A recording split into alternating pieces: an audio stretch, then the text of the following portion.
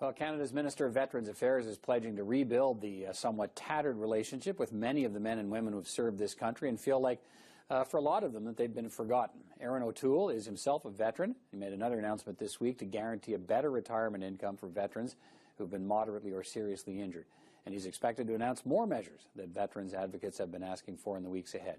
The Minister of Veterans Affairs is with me now. Erin O'Toole, good to see you. Good to see you. Thanks for coming in to speak with me. You've been on this job now for just over 2 months, and I guess let's start there. How do you think you're making a difference in that relationship between the government and veterans in this country? Well, listen, as you said, I served in the military, worked on these issues as an MP, and even after I left the military. So when the Prime Minister asked me, it was a huge honor, and something I take as a huge responsibility. So I reached out right away to a lot of groups and veterans and advocates, many of whom I'd worked with before, to try and establish priorities that we need to move forward.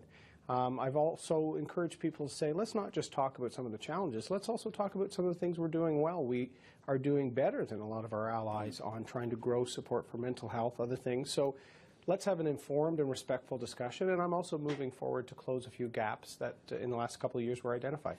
What's your view of how you think the relationship got off the rails a little bit? I mean, you know, some people have said, look, it's a question of communication. Other people say it's a question of policy, maybe a little bit of both. What's your view here?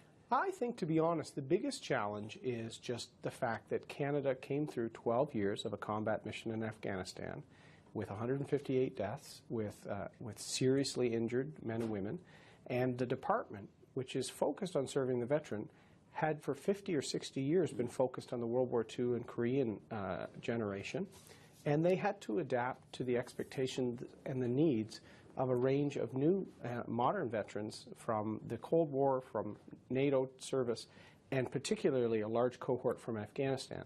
And the department wanted to do well, but was slow out of the gate. I think that was part of the challenge. The new Veterans Charter, started by the Liberals and then implemented by us, is great, but needed some fixes. We fixed something this week that had been identified 2 years ago by the Ombudsman for people post-65. Well, let's talk about that. Yeah. You know, this is a monthly support payment for moderately and severely injured veterans beginning at age 65. How will that work? The way that the new Veterans Charter had structured benefits is it kind of stacked benefits on top of one another. So the most seriously injured people received a permanent impairment allowance. A few years ago, our government added another benefit, the Permanent Impairment Allowance Supplement, and they also receive earning loss benefit. Earning loss benefit was intended to be the income replacement for veterans trying to find another job or retraining, or we provide education and money to retrain. But our most seriously injured, we know won't retrain. We know likely will need lifetime support. So the ELB dropped off at 65.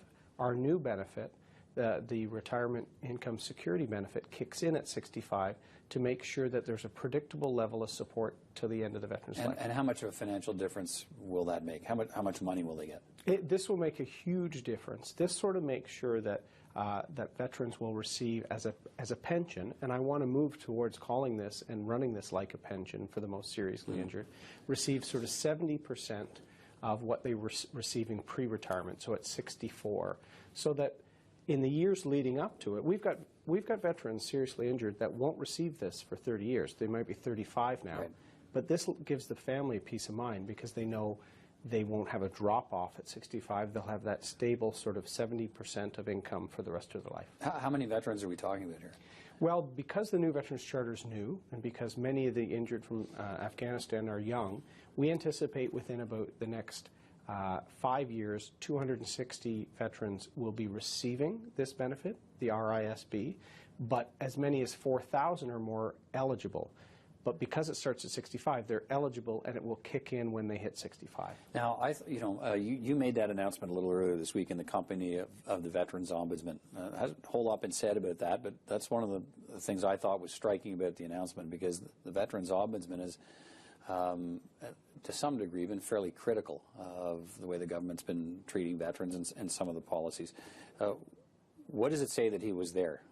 I was very pleased he was there. I invited him. I didn't know what he would say, and he... Do you know if your predecessor had ever invited him to anything? I think, yeah, there was a good relationship, but Guy Perron, our ombudsman, is a remarkable Canadian. He was the chief warrant officer of the Canadian Armed Forces. He was a search and rescue technician, amazing guy, and he's done some work, and his team, highlighting some of the areas or the gaps that we need to fix to get things better. So this was one of the big ones. It was a top issue identified by him. The standing committee last year said we need to fix this thing at 65. And this is one of these things that it's on the horizon. There's nobody really impacted now, or very small numbers. But we need to fix this before we have this large number of people impacted with a drop-off at 65. We've been told to expect other announcements in the weeks ahead. Can you give us a sense of what areas you're looking at that you've already discovered in a couple of months on the job? But we should point out you were close to the file prior to becoming the minister, that you're going to look at that you think need to be changed, fixed, improved? I've been talking, right away I asked the Prime Minister for a mandate on a few issues that I had looked at as an MP and was very passionate about. I consulted with the Ombudsman. My Deputy Minister is Walt Natinchuk, the former Chief of Defence Staff, who'd been in the position for 2 months. We spoke about it. I reached out to stakeholders and others, and I've established, I think, things that we need to move on, and the Prime Minister supports that. And the RISB was the first one, because I thought that was the biggest. The Legion and NATO vets and other groups had identified this 65 piece as the most important one.